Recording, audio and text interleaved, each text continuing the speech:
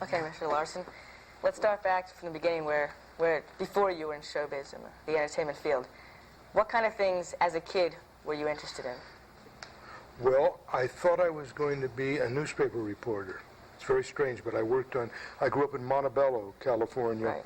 which is part of Los Angeles, and I was on the staff of the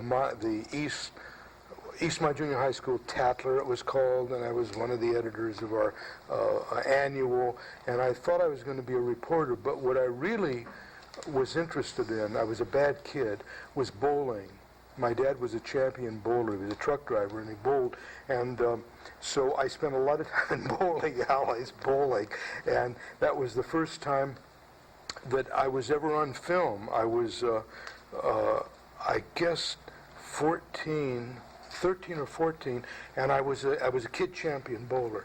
And I wasn't going to school like I should, but I got enough press bowling that MGM did a sports short with the two greatest champions of the day, Hank Marino and Ned Day, world champion bowlers, and they wanted a couple of kids for relief. And so I did this. They asked me and a boy by the name of Kenny Strode, whose mother was night manager of a bowling alley where I hung out,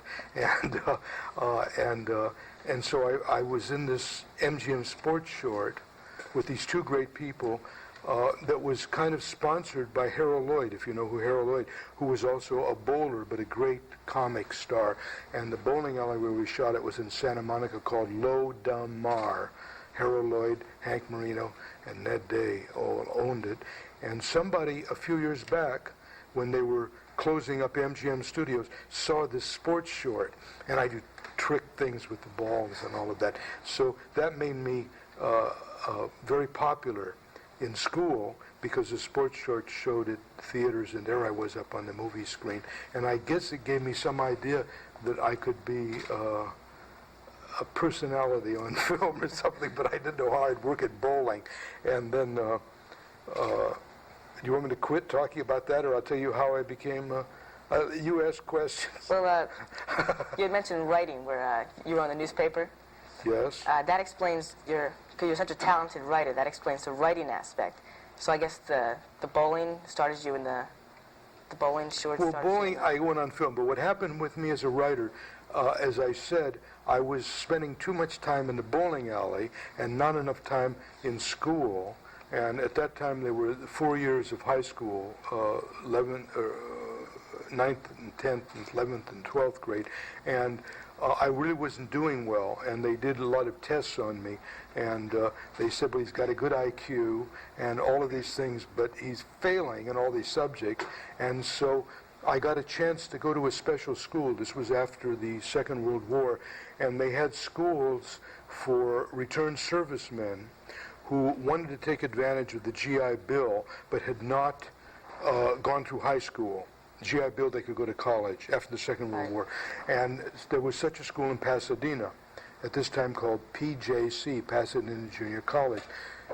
So because there was this peculiarity in my academic career, I took tests, and they let me go to PJC to finish up my high school, where they encouraged you. It was highly funded and involved with the University of Chicago, and they discovered that I had a talent for writing, but theater writing. Right. Because they did all these tests on you. So I started writing for the little theater there. There was a little theater, and then there were shows, and it was a highly funded and wonderful school with dedicated professors, and they encouraged me to write and to write plays, and I seemed to like to write in verse, which I still do, but I was crazy about Chaucer and the Canterbury Tales. So I started writing and doing these things, and I got an opportunity to write, which was a major show at Pasadena at that time called the Mast and Dagger Show, OMD show. And there was in Pasadena a very famous institute for teaching acting and directing called the Pasadena Playhouse at that time, where George Reeves, who played Superman, went, and before him, many people, and Eugene O'Neill took an interest in it. And the Hollywood studios used to come and look for talent at the Pasadena Playhouse, because they found people like, as I said, Bill Holden and George Reeves and such.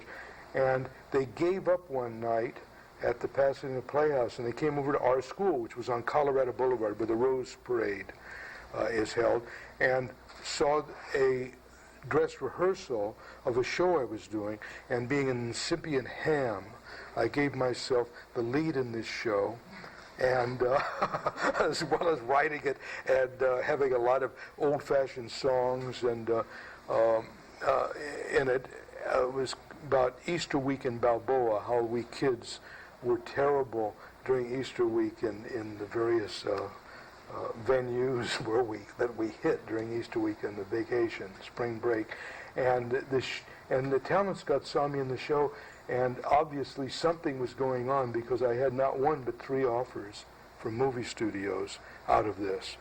And since I didn't know what I wanted to do in life, and I had a chance, the one that Warner Brothers, I was offered Fox, MGM, and Warner Brothers. So I can't say that they didn't think I had some future in the entertainment business, because this happened. And but Warner Brothers offered me a screen test with a major role, if I got it, in a major film with a great director, Raoul Walsh. And so my mom and dad, who had enough trouble with me, said, why not let the kid do it? So I tested at Warner Brothers, and I didn't write for a while, but I got a major part in this film, Fighter Squadron, which is often on Turner Network Television. It's a Air Corps Technicolor film with a great actor, Edmund O'Brien, and Bob Stack, and Henry Hall. And so I then decided, I was at Warner Brothers, and decided I was an actor.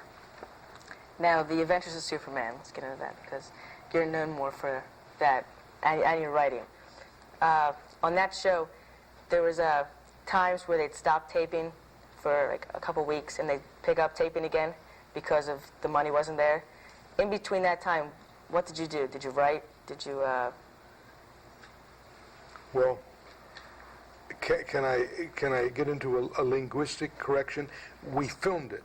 Right. We didn't tape it. They were filmed. As a matter of fact, the first 26 Superman were not only filmed in the old-fashioned movie studio manner, though at the same time Lucy, I Love Lucy, was shooting the same time we were shooting the Superman, and she taped with a 3-camera taping thing with a studio audience. But we filmed them just like you'd film Gone with the Wind. We weren't Gone with the Wind, but we were in the same studio, the Selznick studio with Archeopathe, and we would shoot for 2 weeks, and 2 weeks? We'd shoot 5 shows in 2 weeks without the special effects, and then we would have a week off and then come back. And no, I didn't. I was busy. I have to explain something. The movie studios, at the rise of television, and Milton Berle, for instance, Milton Berle was so popular in live television that movie theaters closed down all across the country the night Uncle Milty was on the air. There was no point because people were watching television. And with 2 things that happened in the motion picture industry, there was a thing called divorcement. The United States government forced the movie theaters, like Warner Brothers owned their own theaters, RKO owned their own theaters, MGM owned Lowe's theaters, and they did a thing called block booking, so they knew how to make films with their stars, for instance, or budding actors. They knew where they were going to book these films a year in advance because they owned the theaters, and the government said it was unfair competition, and so they had to sell their movie theaters, and with that, the studios, also threatened by television, which became more popular than film, didn't know what they would do, how they would make films in the way they had made films. So several studios closed down, and Warner Brothers was one of them. And Warner's let everybody go. They said they couldn't afford to keep people under contract, and so the kids at the studio were Debbie Reynolds and me, the girl Alice Ann Kelly, Joan Vose some kids you don't know, but you'll know Debbie Reynolds.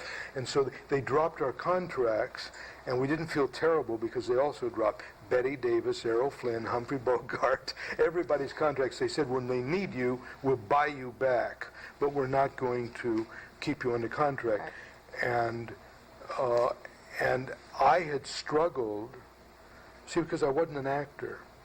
I thought of myself as a writer, but I got this opportunity to be an actor, and I got some attention in the Warner Brothers film Fighter Squadron. It was a real good part. The kid I play only comes in halfway through the film, but it was a very good part. And so I decided I better learn how to act. And since this is what I'm doing, and I loved it. And so I was studying acting very hard. And both at the studio with a woman, Sophie Rosenstein, and with a great teacher, Michael Chekhov, privately, who had classes. He was from Russia, from the Moscow Art Theater. And so no, I didn't write at that time. I only was busy trying to learn how to act and be as good as I could be, playing Jimmy or playing films. But I got into a play. And how I happened to do the Superman show was I got into a play with the great star Dolores Costello. I replaced her son, John Barrymore Jr. in this play, who didn't open in it. And it was a big production of a not very good play. And I got the theater bug. And so I thought, I don't want to be in movies. I want to get to Broadway and be in the theater. So at the time when Debbie Reynolds went to MGM, I was also offered a contract at Fox with a film there called, not Cheaper by the Dozen, it was a sequel to Cheaper by the Dozen, and I don't know what it was called. But they wanted me to sign a contract, and I wouldn't sign another contract. I wanted to be in the theater, and so everybody thought I was crazy, but I didn't have enough money to go to New York. So at that point, I had done a live television series with Edgar Buchanan called Country Editor at old ABC live, but these weren't big deals at the time. And the studios stood against television. You betrayed the Hollywood movie studios if you worked in television. You were considered the enemy at this time. And I got a chance to do the Superman show. And I thought, but do I want to do this? Because there was no film television. It was live, but never filmed. And so I didn't know if I wanted to do it even, but everybody said, listen, kid, you're a little mixed up. You don't want another movie contract. You don't want this. You don't have any money to get to New York, which I didn't. And our play folded. We didn't, I hope we were going to New York with this play, The Great Man. They said, you should do this series. It's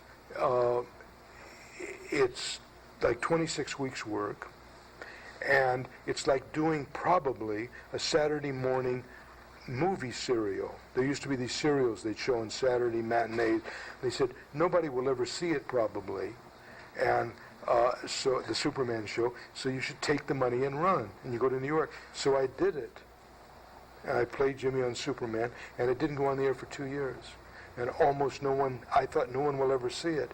And then I was in New York doing live television and trying to get a part in a stage play with the money supporting me that I made doing Superman. And then Superman went on the air, and not only did people see it at the time, but it became a rage, and everybody saw it, and everybody's still seeing it, and I became Jimmy Olsen, and I'm still Jimmy Olsen, and that's the story about, although other kids, they always say, gee, how do you feel about the kids playing, in the film, or how do you feel about the kid playing Jimmy now, and Lois and Clark, and I always say, I'm real glad they're playing it, and I pass it on. It's theirs. Jimmy's theirs. Take it. He belongs to you and them. Become famous. Do it. Be happy. But somehow I remain Jimmy, and they never take the mantle of the bow tie away from me. And so I stayed Jimmy. Now, on the set, what kind of relationship did you have with George Reeves?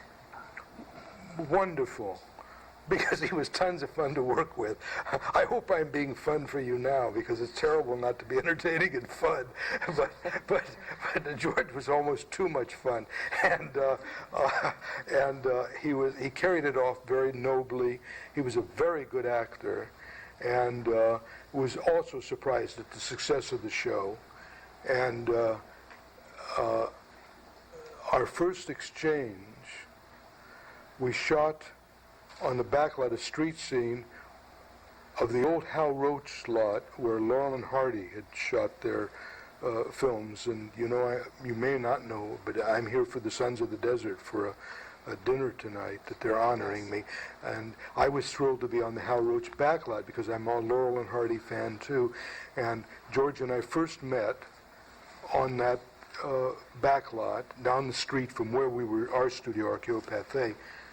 They were just east of us, and George complimented me on my performance in Fighter Squadron, which had come out about 2 years before, and said he was surprised to see me doing television after being launched in this Warner Brothers film. I said, well, lucky to get work. And George said, I said how wonderful he had been and so proudly we hail.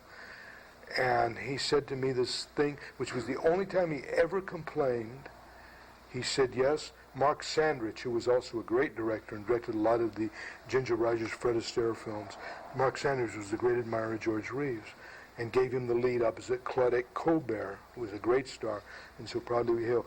And George said, yes, he said, if Mark Sandrich hadn't died an early death, I wouldn't be sitting here today in this monkey suit. Is exactly what he said to me. And then we had to go work, and I was locked in the safe when Jimmy was being lowered down a window and was threatened with death by villains because the safe, I remember the rope phrase, and George, as Clark Kent sees the rope fraying and turns into Superman, and the rope frays and the safe drops, and George grabs the safe and opens it up and pulls Jimmy out, and I say, golly, I never thought you'd get here in time. And so this was our first day's work. He was very noble in my mind, George, and never complained again about, he never said anything down. He was also always fun, always knew his lines, and I was happy to have the opportunity to work with him and the character actors we worked with, and because you learn from these people, because I always wanted to better myself as an actor, and we worked with great character actors, and so George was always terrific about knowing that I wanted to rehearse and be as good as I could possibly be in it. And then the big thing that I can say about George was that people often say, although I seem to be laughing a lot here today, I'm amusing myself, but they often say, gee, your Jimmy was always so up and smiling and laughing a lot, and even in the face of danger. And the truth of the matter is that George was always so funny that it was hard to keep a straight face, so my Jimmy was often laughing. For instance, there was one time where I was tied to a chair with a bomb at my feet. The villains were going to go off, and George had to come through the wall and save me. And just before he went through the wall, which always had to be the exact degree of strength, the wall, the not concrete, but the kind of papier-mâché had to settle in a certain, because he liked the wall to pop out when he came through it. So there was always this thing, is it going to pop out right? And so he looked to Superman, and just before he came through the wall, I'm tied up, the fuse is going off in the bomb, and he came around the corner of the set where I could see him, and he went like this to me and said, don't worry, Junior. He said, you're going to be all right. Super Boo's going to save you.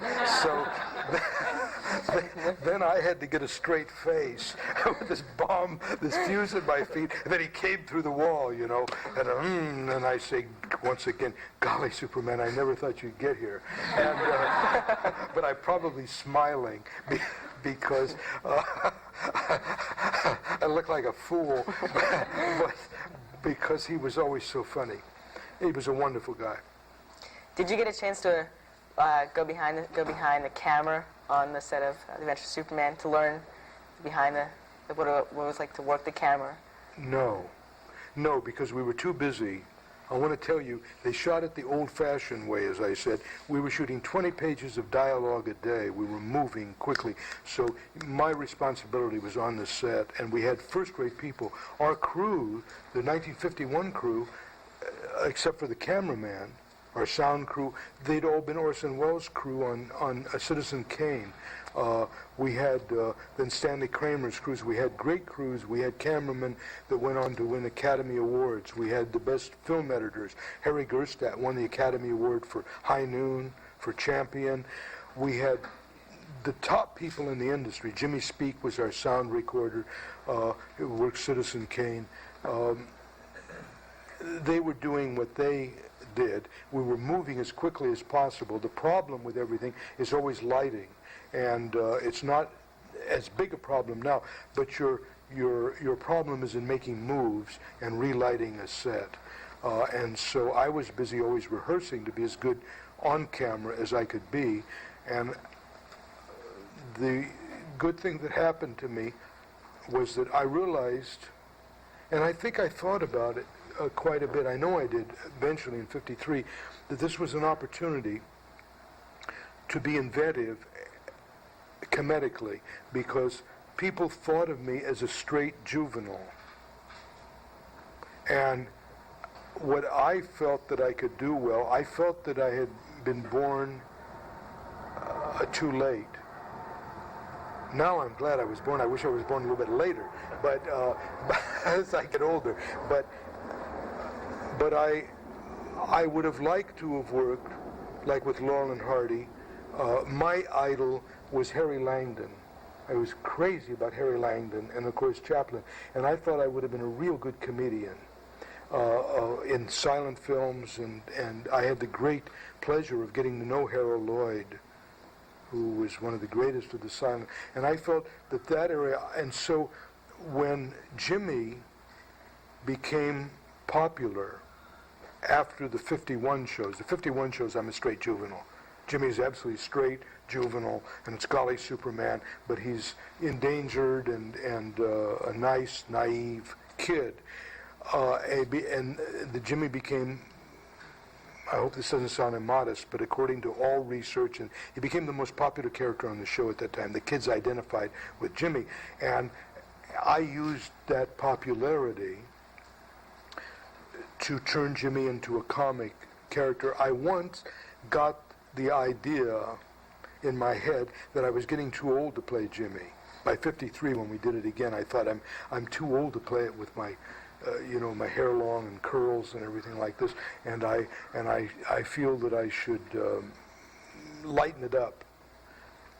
So I started inventing comedy bits, and the gimmick on the set, they would always say I would invent something, a bit of business that was comic, and they would always say, like Tommy Carr, the director, would say, you got one chance to do it, because we only did 1-2 retakes, and they'd say, one chance to make this work. The next time you can't do it, you can't bungle it, so make it work once. And we had people like Sterling Holloway, who was a great comedic actor, and they would help me, and they'd see me trying to do comedy bits. And I remember I was trying to work out one where I was on the floor of an elevator, and Sterling Holloway was watching me, and he said, would you like to tell me what you're doing wrong? Because I kept rehearsing and doing this thing and rehearsing, and they could see you're either gone mad or you're trying to do something. And so Sterling Holloway would say, would you like me to tell me what you're doing wrong? I said I would. And he said, you're throwing the skull at the wrong point. Now, you all won't know what a skull is, but the Sons of the Desert friends here will know. A skull is when you throw a look like this. It's a famous comic look, and you're looking down, and then you throw a skull and then look back. And he said, you're throwing it in the wrong place. He said, what you want to do is look at this briefcase. You're doing it and then looking at the briefcase. You want to look at the briefcase first, and then you throw the skull and look back. He said, your timing is off. And of course he was right, and it ended up in this show, whatever it was. But I had help like this. I was learning from great masters who had they had the good fortune for me to work in the Superman show, and I learned from them. So I was busy. No, I wasn't behind the camera. What a long answer for your question. Did you feel that the dialogue that was written for you held true to the way that people spoke back then? Or in the Do you ever say golly or jeepers? I- No, well, we didn't then either.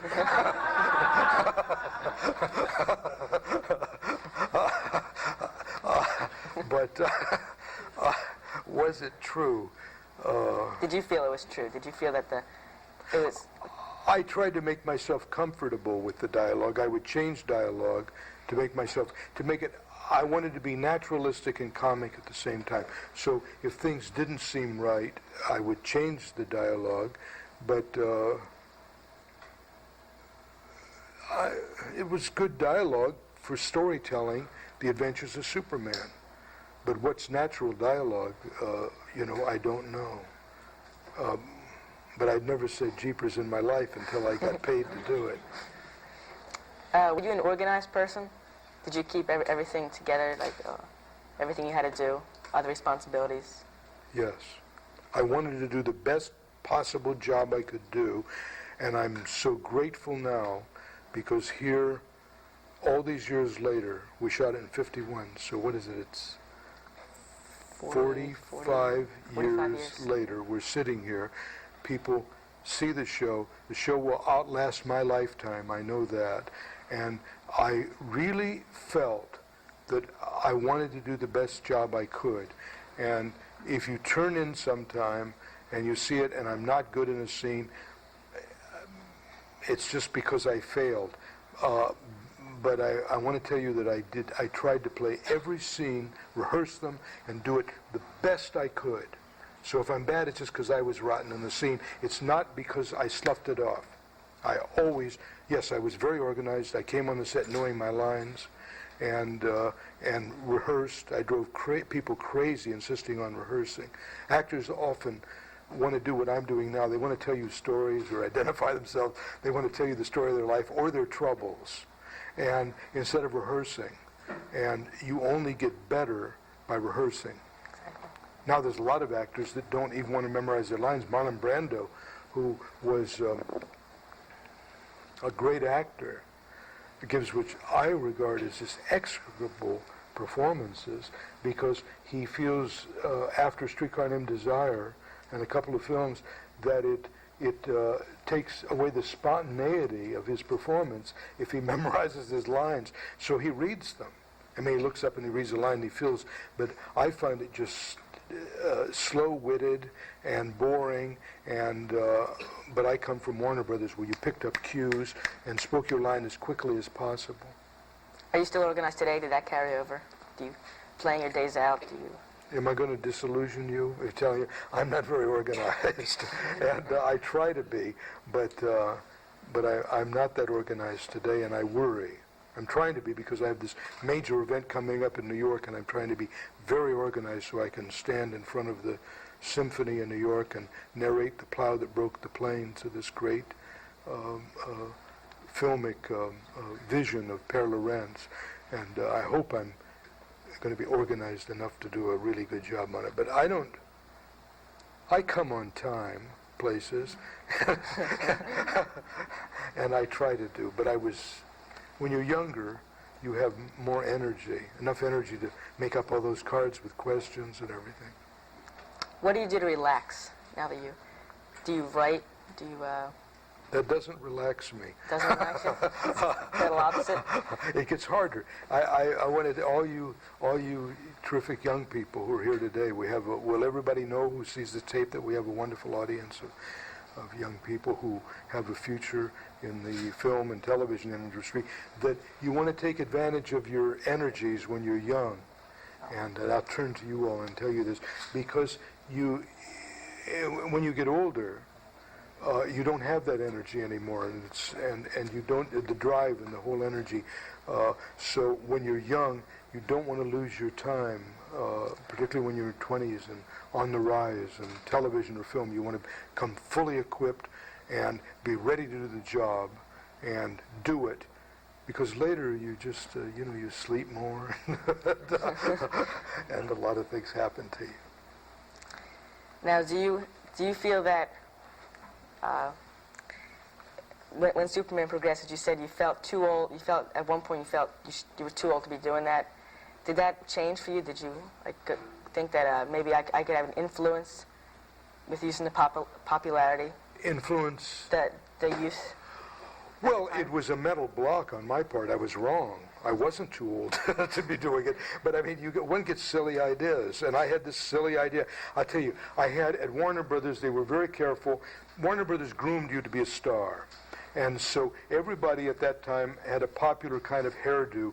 Most of you, if you know who he is, it's like Tony Curtis. It was I had a lot of hair, and I had a lot of curls over my forehead and things. And Warner Brothers was very particular about how you looked, and they were grooming you, and how you were photographed, and how you would work as a commodity.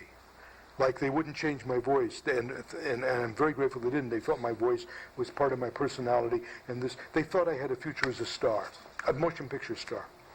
And so my hair was a mass of curls and things, and if you see the show, and I did a couple of films that way, and you went to the studio barber, and there was they told you all these things. I had a good side, which you're photographing me on now. This was my good side. This was my bad side.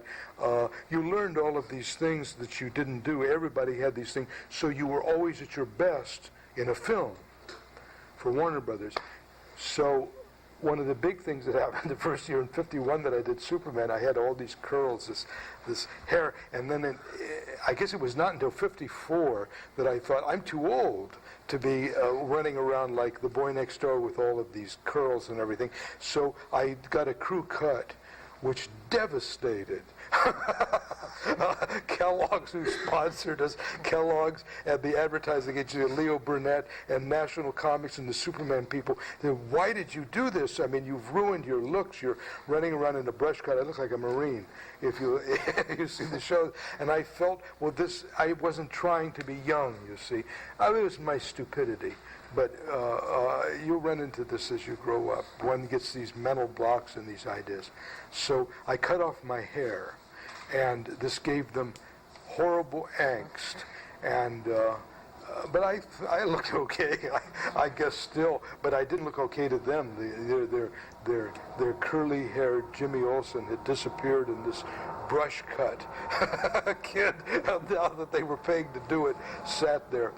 But no, it was just in my mind I was too old. But as I tried to make it more comic, I felt that got over. It's one thing to say, golly, Superman, I'm glad you got here. And another thing to say, golly, Superman, I never thought you'd get here as a juvenile. And so I felt more at ease myself, but it didn't make any difference. I mean, is the point. It was just in my mind. I can still say, golly, Superman. I'm glad you got here. And, and it would work, I guess.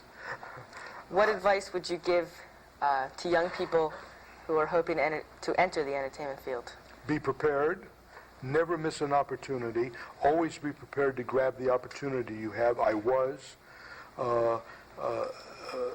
That's why I wanted to study hard and be an actor. I realized I wasn't learning how to act at Warner Brothers. They were teaching me things which were mysterious, how to breathe, breathe like this, and control and do things. But I knew that I was not learning how to really act, and that's why there was a man else on the kind of Warner Brothers, John Rodney, who said there was this great teacher who's in one film, Spellbound. He hated acting. He plays the old Freudian professor with Ingrid Bergman and Gregory Peck in Spellbound, but he taught. And a lot of great people went to him. Marilyn Monroe went to him and was devastated in the little book that she wrote called My Life. And she has a whole chapter on Mr. Chekhov, who was wonderful, and taught you how to get essentially relaxed. If you can act, and you have any technique at all, if you can memorize your lines, and you can act, the big thing if everybody works with you, is to relax and be spontaneous in the scene, to be able to not be nervous, to be spontaneous, and you have call on your emotions that if you're supposed to laugh, you're relaxed enough in a scene to laugh. If you're supposed to cry, you're relaxed in a scene enough to cry. And he taught me these things that came from the Moscow Art Theater. But the main thing I learned, and I'm happy to tell if there's any budding actors here, the main thing I learned, somebody's very relaxed and crawling off the set, was to be aware of your surroundings.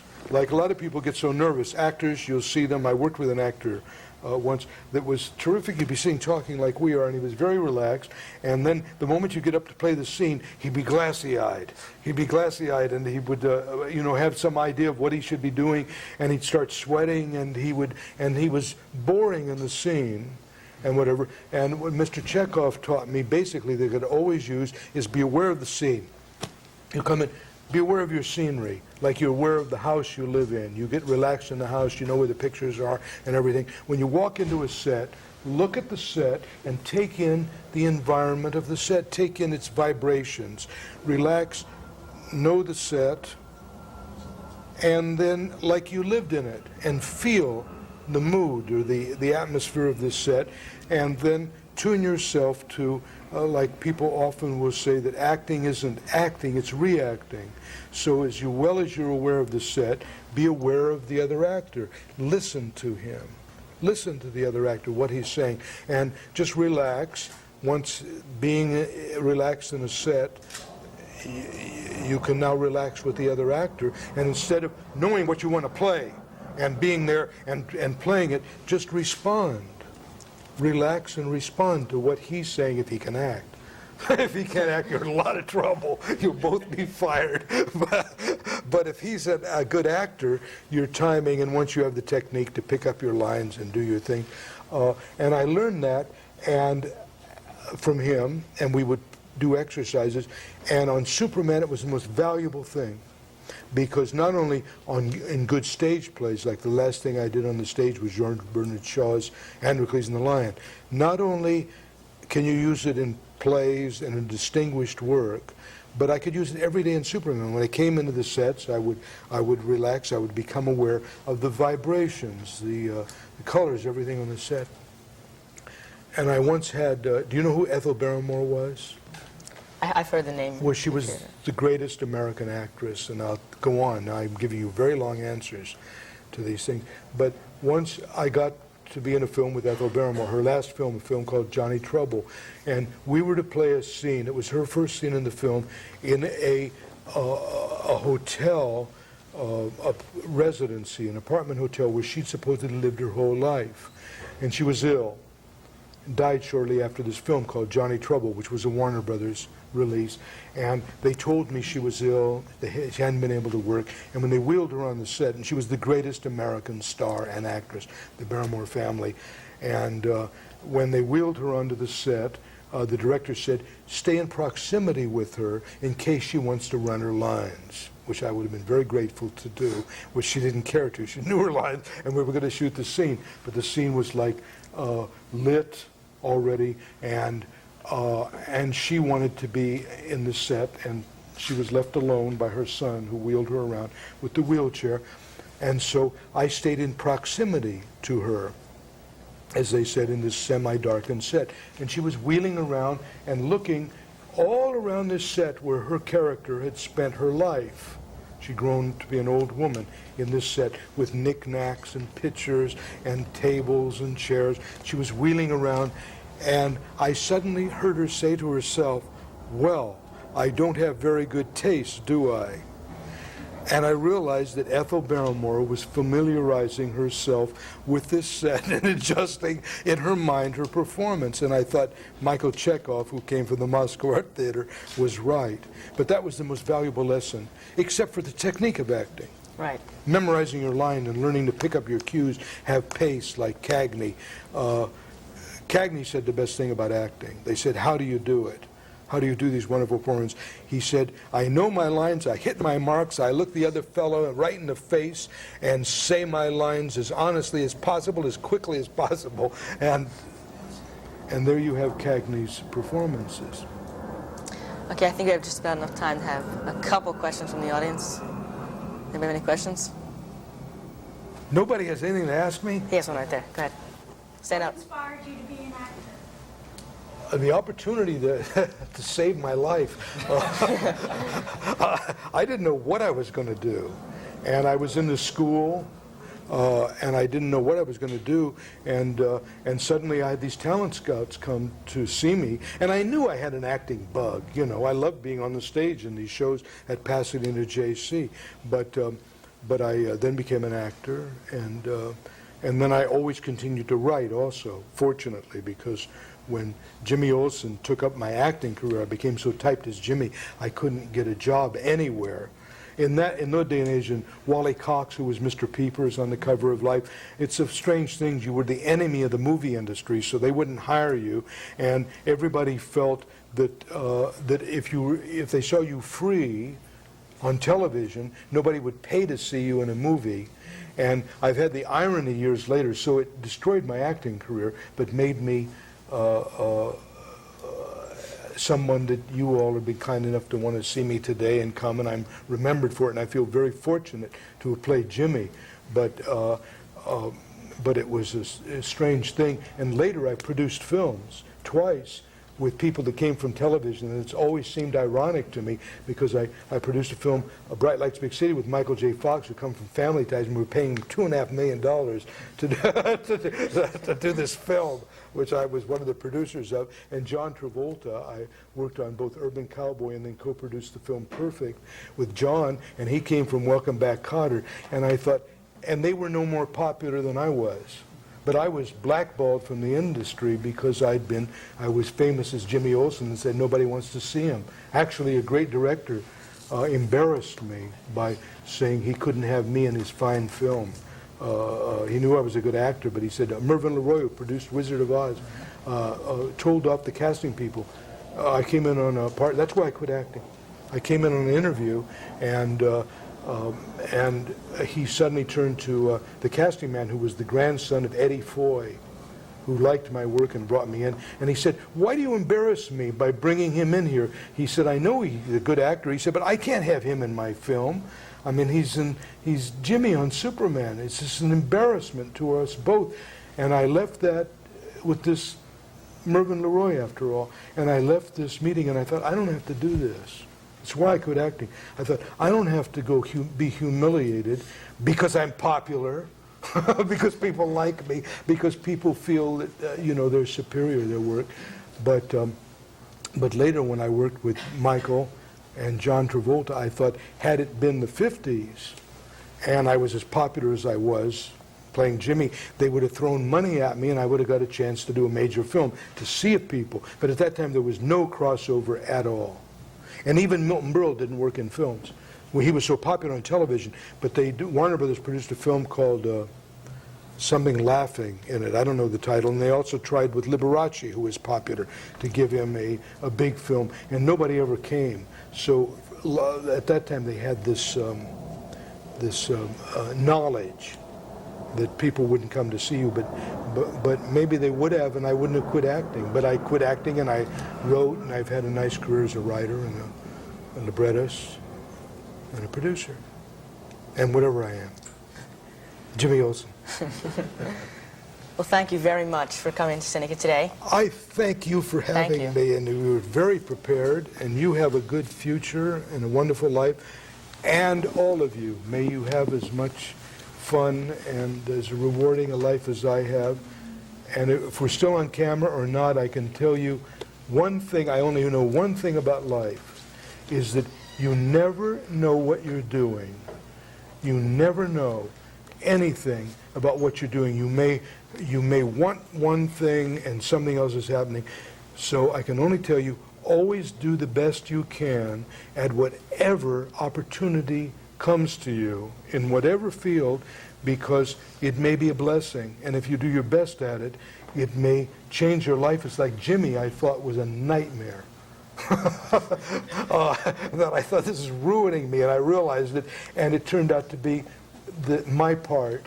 I'm remembered for it. I'm grateful to remember for it. So always, whatever comes your way, do it the best you can, because you don't know. Your will may take you one way, and you want something, but something may happen, and if you do a good job on it, it may end up being the joy of your life.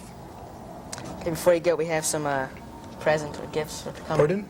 We have some gifts for you for... How nice. This is the substitute. This was just our newly released summer movie from a couple years back. That you all made? Yes. Oh, how wonderful. Cinekyd students made. This is the promotional video for Cinekyd that just won a Telly Award. How wonderful. Cinekyd t-shirt, you can see. Great. Some of them are wearing it right now. You wear this? Yeah, I want it. You wear that? Okay. And this plaque. How very, very nice. Thank you again very much for... I thank you for having me here, and have a great future. You too. Thank you.